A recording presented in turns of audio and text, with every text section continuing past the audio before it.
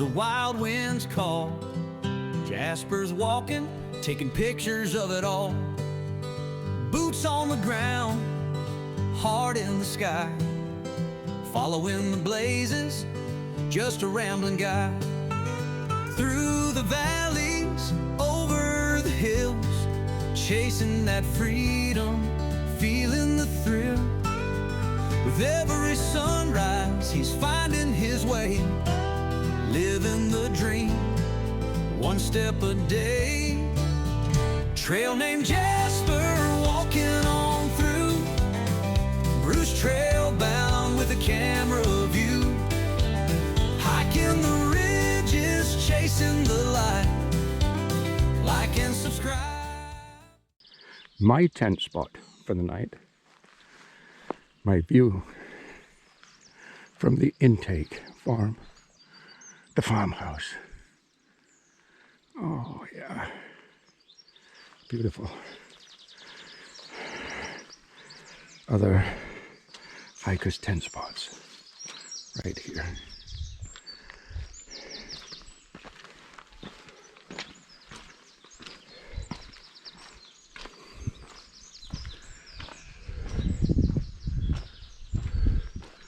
Working barns, kitchen in that window, through there, main door, and work in progress, builder restoring, expanding their accommodations, new rooms, new showers, new bathrooms, going in there. Wow. Good morning, everybody. Jasper here. Whew. Okay. Had to whisper because we didn't want to disturb the other hikers. They're all working very hard and they all need their share of rest. Just like I do. Had a good night. Rained hard last night. Very hard. And strong winds. Oh yeah, strong winds. But the sky to that side of me looks so bright. Do you see that in the distance? And yet behind me looks so gray. It's just spitting right now, just a fine misty rain. I'm wearing my shorts, it's relatively mild. But then I've got 3 layers on top. My merino wool tee, my Northwoods ultralight synthetic hoodie, and my Mountain Warehouse rain jacket. Okay, welcome to day 13, our final day on the coast to coast. So last night was our final camp on this particular trail. And today, right now, it's around 11 miles to push into Robin Hood's Bay and put this puppy to bed. Oh, I am so glad you guys have come with me on this particular hike. It's been a challenge so far, and I don't think the last day will be any easier. I know we're going to descend back into the community, and then we're going to climb out into those hills on the other side of the valley. So, yeah. We got our work cut out for us on the final day. The last 11 miles is going to make us work for every single step we do.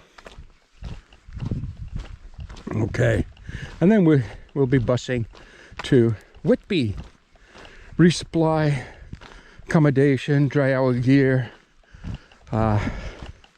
this kind of thing, and get ready for the following day when we head to Glasgow to start the West Island Way. All this stuff is coming up, guys. It's all coming up. By the way, while I've got you here this morning, please don't forget our Buy Me a Coffee, Send a Gift program. It's hugely helpful to us to build the channel and to bring more content to you. And that can be done simply by e-transfer to, you could just e-transfer your gift to trail name Jasper at gmail.com. Trail name Jasper at gmail.com. Believe me, it really makes a huge difference, because it is very, very challenging on my pension, and we don't get any corporate support. Although once we reach 8,000 subscribers, and we're getting there slowly but surely, then I believe we can monetize the channel, and that will help with a little bit of advertisement income.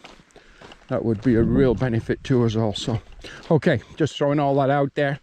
Yeah, no, I'm going to talk to you in a little bit. Meanwhile, let's just do what we do. Oh, good morning, North Yorkshire Moors. Good morning indeed. Look at that beautiful colour with the light just kissing on the hills. Oh my, isn't that something else? And right down there, actually, let me just unstrap my mitt. Right about in there is Intake Farm, where we camped last night. Climbing out a little back. Yeah.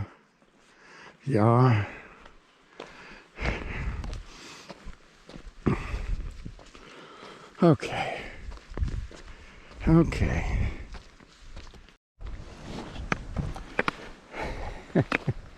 At this stage of the hike, well, usually earlier, but you start thinking about what's next. Well, in this particular case, I already know what's next. Of course, the West Island Way. But I also asked myself, what did I think? What about the coast to coast? What is it like? What has it been like? What has been my experience? What do I have to share? What do I have to keep to myself? The highs, the lows, the fears, happy, sad, joys, all those things. And you always have those things on any kind of a medium to long distance trail. I don't consider this a long distance trail per se, but it's most definitely a medium trail. Challenging. Out of 10, you know, there's been sections of this trail that were just a breeze. There's been sections of this trail that was extremely challenging. What would I give this for challenging out of 10? I'm going to give it a 7. So it wasn't the easiest trail I've ever done, but it's certainly not the hardest either. So I'll give it a 7 out of 10 for challenging. What about facilities? Facilities have been good. I would definitely go with a, well, you know what? I think I'm going to go with a 10 out of 10 for facilities on trail. What's let the kind of facilities down is, well, once again, the Far Out app just being so out of date. Like I learned last night that further down the trail, another 2 or 3 miles, was another tenting farm. So I would have gone to that yesterday if I'd have known it was there. Now, all this information would be in a crossing guide, a guide of the coast to coast. This information would be in there, which I relied solely on Far Out. So I've learned that lesson, not to do that. Bottom line, would I do this trail again? Well, you know, it's a long way from Ontario, where I live. So there's the expense of the fact that England is not cheap. I don't know. I'm going to say now I'm at about 600 Canadian dollars. This isn't including airfare and stuff. This is what I've spent. So airfare not included, but 600 Canadian dollars I've spent in fuel from my house to my parking at my daughter's place. transportation from my daughter's place via Uber to the airport. Everybody was working. Food at the airport, that kind of thing. All my food here. Gear upgrades such as my raincoat, my accommodation in the youth hostel, my nights tenting in camps, like last night for instance, about $600. Oh, and my night's accommodation in Whitby tomorrow night, or tonight, and my train transportation to Glasgow, about 600. So that's actually pretty damn good. I think the West Island Way probably cost me another couple of hundred. Great Glen Way, couple of hundred. Well, that's pretty damn good to come over here, because I got a great deal on the flight, as you know, 850 with baggage and everything else. So I think overall, I'd be right now. I'm at total load with the coast to coast complete. My flight and everything was 1,450 Canadian dollars I've spent. So let's add another $100. Well, $50 because I've already got my train tickets and stuff. Yeah. So, you know, $1,500 to fly over here, do the coast to coast, fly back home, food, everything. That's pretty damn good. That's excellent. So yeah, financially I would. As we continue to walk down this road, I think this morning I have about 3 or 4 miles of kind of road walking to accomplish, or 3 or 4 kilometers. I'm going to go over the gear list with you of what I am using. I know I didn't do the gear video before I left. Just not enough time to get everything done. But I'm going to go over the gear that I'm using on this trail with you right now. So first of all, the big three.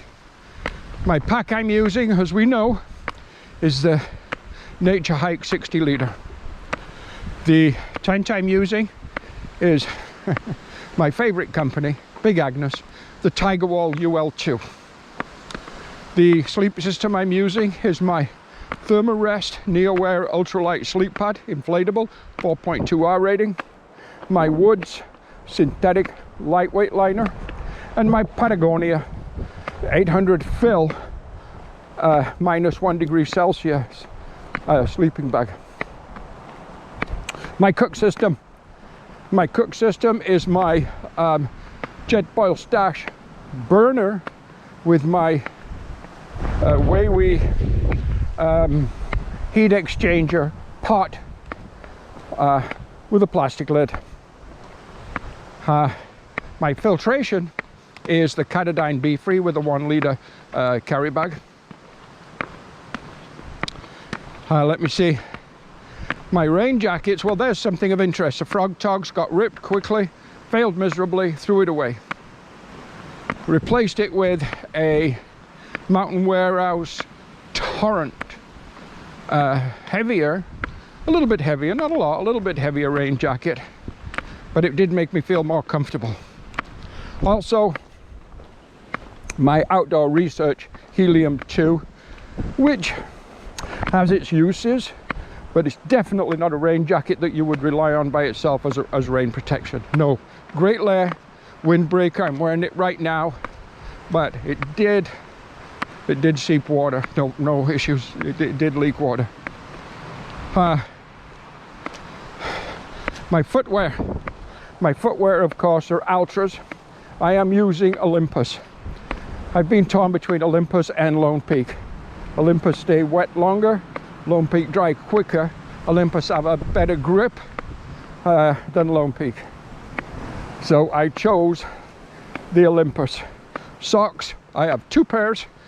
One I've been wearing since day one, although yes, I have washed them, are my Down Toughs. And the other pair is my Icebreaker. Whew. My Thermarest my Thermarest inflatable pillow, it failed after on day 2. Since then I've just been using my sleeping bag stuff sack and stuffing it with stuff, clothing and stuff at the end of the day. to use as a pillow. And you know what? That's something I used to do. And even though I have another air pillow at home, brand new, Cedar Summit, I think I'm going to stick with just stuffing my sleeping bag because it's great. It's fine. What else? Trekking poles. My trekking poles are my the FitLife carbon trekking poles, which I buy from Amazon.ca for around $70 Canadian. Cork grip and so on. I do carry my rain cap that you've probably seen me wearing in some of the videos. That is a sports range cap. It's lightweight and it breathes, but it really does keep the rain out of your face also when you need it to. So it was a little expensive, I think, around $25 for a cap. Anyhow, unless I'm forgetting something, of course, as normal, my toothbrush, small toothpaste. I used two of those small, very small travel toothpastes. I am on the second one. What else? I bring my little Tupperware for my meals with my plastic spoon that I've had for a long time. And I do carry my buff, same buff I've used on this buff has done pretty much every through hike I've ever done with me. Well, it's done them all. It has done them all. And that was a $1 store buff like 6 years ago for $1. Unbelievable. That's pretty much it. My t-shirt is a Mountain Warehouse merino wool. My second layer, if you will, or mid layer, is my Woods True North. I'll show it to you sometimes. It's just a very thin synthetic, weighs like 4 ounces, little hoodie, and it does have 2 little pockets on the side with zippers. It's great. I also have my lightweight 600 fill power Mountain Warehouse poofy. It's a very lightweight poofy, and on this particular hike, for most part, I did wear it one day when I was really cold in the Lake District, but for most part I've used it for sleeping in. So that's pretty much everything. My shorts are Mark's Work Wearhouse. They're Matrix Activity kind of selection, black shorts. I had about 4 pairs altogether. I think I'm down to 2 now. Not with me, just overall. That's it. I think that's about all my gear that I'm carrying. So yeah, that's my gear list. Okay, let's keep moving. Away over there on the horizon, probably hard to see the way the clouds blend in with the North Sea. Yep, I said the North Sea. Our first glimpse, our first look at the North Sea.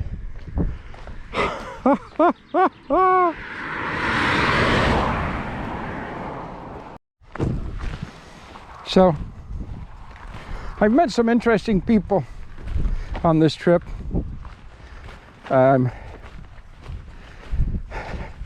Yeah, I have met some interesting people on this trip. Ryan, for instance, 48-year-old support worker. It's taken a year or a year and a half off work, and he's hiking all the trails, just having a wonderful time. Super interesting guy to talk to. I hiked with him a little bit here and there, and that was wonderful. Yeah. Then there was Sue and her friend, I think Rachel. I haven't seen Sue that much, but Rachel, her friend, with 50 miles to go, had to go home. She was hiking with her dog, and her dog got lame, a little issue with its foot, so she had to go off trail and take the dog home for care. Hopefully at some point she'll be able to finish her last 50 miles. And then the lads. Well, these are the lads. I'll tell you about the lads. 4 university boys. And you know what? One of them, excuse me, Oh dear. One of them's looking to come to Canada, Alberta maybe, or wherever, work on a visa. He's a bartender. And he would do great, I'm sure. But whatever any one or all of these 4 lads choose to do, I'm sure they'll do great. Very interesting, very well educated, and they've got their whole lives, their whole futures ahead of them. Their course through life is theirs, of course with the approval of God, but is theirs to navigate. So that's pretty cool. There was a couple from Holland. I met them on the 2nd day, and I think just a couple of days ago, but they finished already. They had to finish early because they had a ferry out of Newcastle, I think it was, to Holland on the 9th, which was yesterday. So they had to push hard the last few days to get finished. Just met Trevor for the first time last night. Don't know much about that gentleman. And to everybody else I passed on the way, thank you. Thank you for being part of this hike. Thank you to everybody who's been a part of this hike. Okay.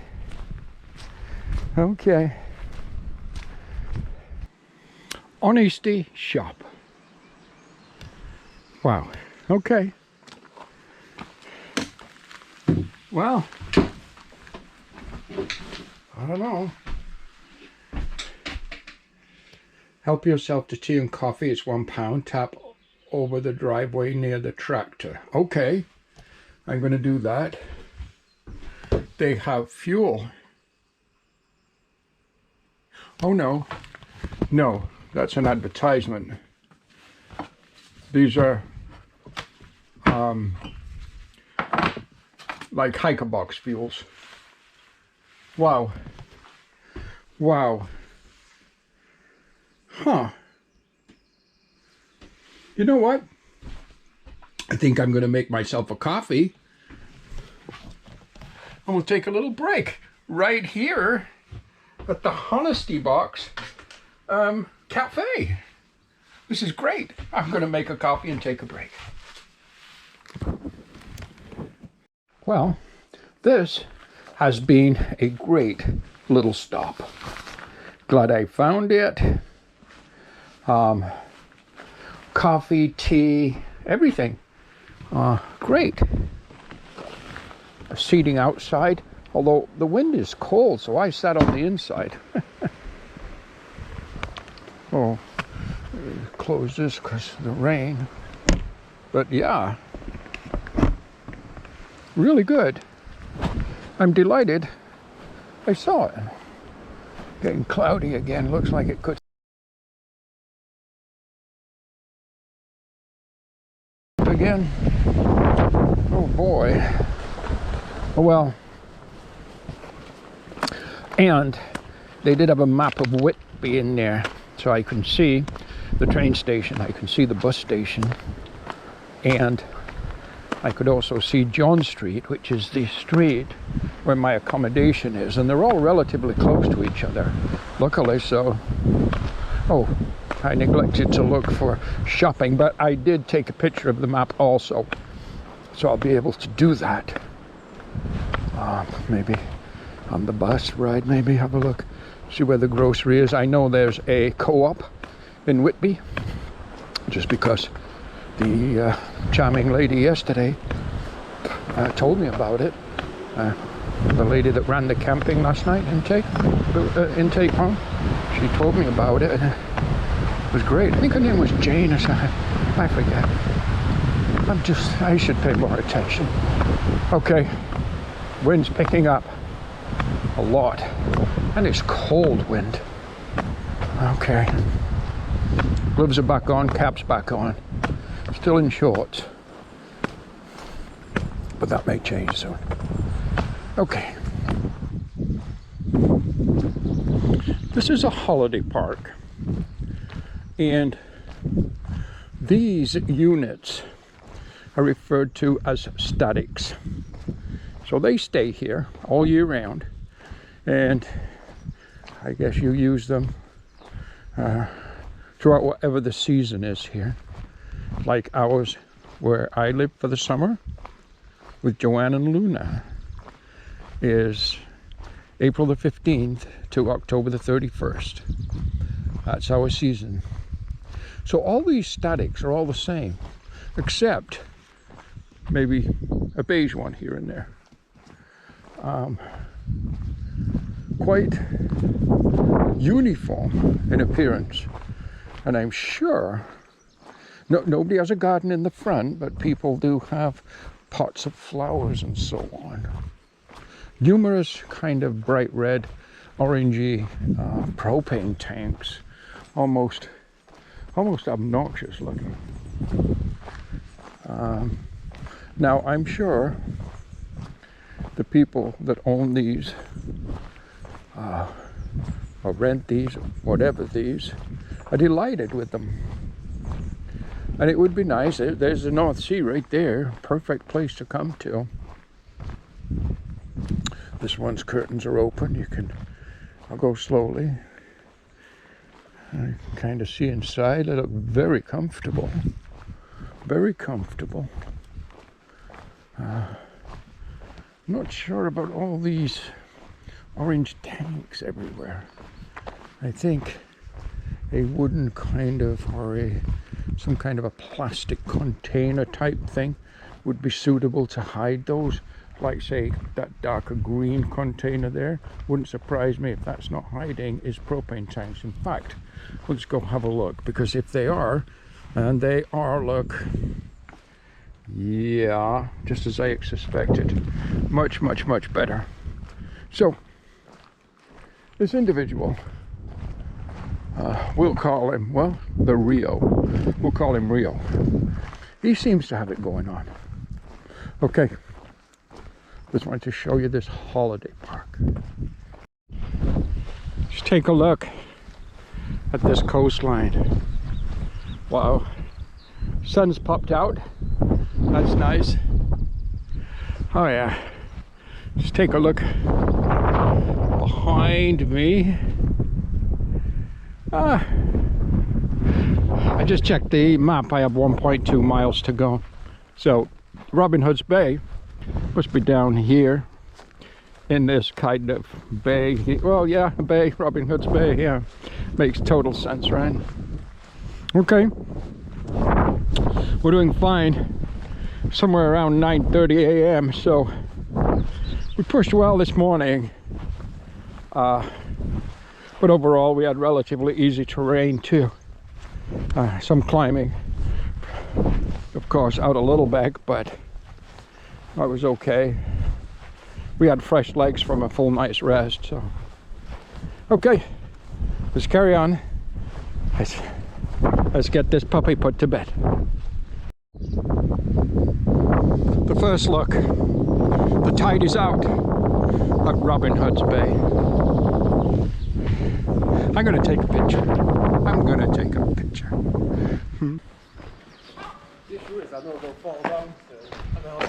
Walking in to Robin Hood's Bay.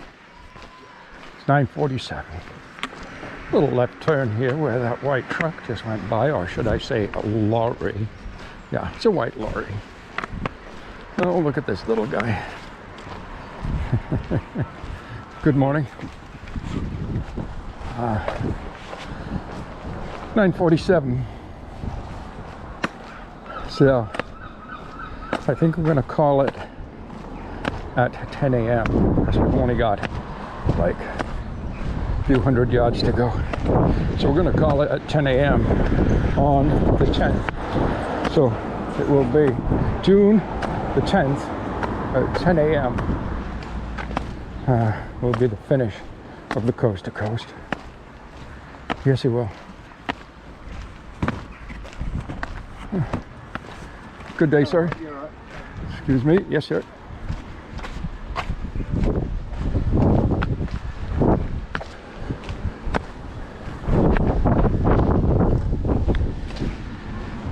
The famous descent, and it's steep too, down into Robin Hood's Bay. Yeah. Wow.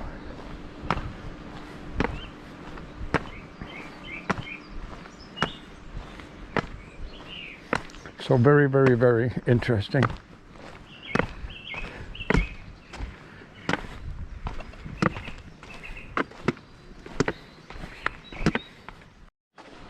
got my stone from the Irish Sea in my hand, and there's a coffee shop right there. They do bacon. I'm coming back there in a minute. The official end of the coast to coast walk. 192 miles it said. Mine was a little more. The end. Now, I did get off track a few times. I ended up with about 205 miles, but that's okay. That's okay. We've done. We're finished. That's the end of the coast to coast. You know what, guys? It has been amazing, but it doesn't stop there. Let's head north. Let's head up to Mogai, Scotland, and let's start the West Island Way. Let's go.